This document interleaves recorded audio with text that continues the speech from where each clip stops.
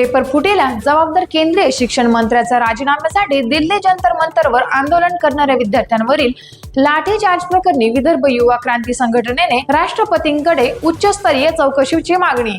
UGC, नीट यांच्यासारख्या महत्त्वाच्या स्पर्धा परीक्षांच्या पेपर फुटीमुळे विद्यार्थ्यांचे भविष्य अंधकारमय आणि धोक्यात असल्याचा आरोप करत या घोटाळ्यांना केंद्र सरकारचे शिक्षण विभाग जबाबदार असल्याचे सांगत केंद्रीय शिक्षण मंत्री धर्मेंद्र यांनी नैतिक जबाबदारी स्वीकारून तात्काळ राजीनामा द्यावा अशी मागणी विदर्भ युवा क्रांती संघटनेने केली आहे.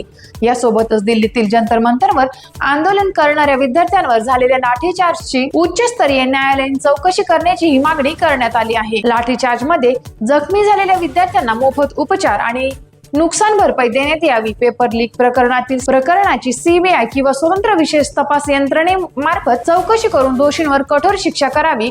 तसेच भविष्यात पेपर फुटी टाळण्यासाठी कडक उपाय व पारदर्शक परीक्षा प्रणाली लागू करावी अशा मागण्याही संघटनेने केल्या आहेत. विद्यार्थ्यांच्या आंदोलनावर बळाचा वापर न करता संवादाने तोडगा काढावा. व्यवस्थेतील त्रुटी दूर करून विद्यार्थ्यांचे शैक्षणिक व घटनात्मक हक्क सुरक्षित करावेत. आंदोलनातील विद्यार्थ्यांवरील अन्यायकारक गुन्हे तात्काळ मागे घ्यावेत आणि विद्यार्थ्यांचे भविष्य सुरक्षित करण्यासाठी केंद्र सरकारने सर्वसमावेशक धोरण जाहीर करावे. या मागण्यांचे निवेदन विदर्भ युवा क्रांती संघटनेच्या वतीने पवनी तहसीलदार कार्यालयामार्फत राष्ट्रपतींना देण्यात आले. निवेदन देतेवेळी विदर्भ युवा क्रांती संघटनेचे पदाधिकारी व कार्यकर्ते मोठ्या संख्येने उपस्थित होते. टाइम्स ऑफ महाराष्ट्रसाठी भंडारा प्रतिनिधी प्रकाश नागतोडे यांचा रिपोर्ट.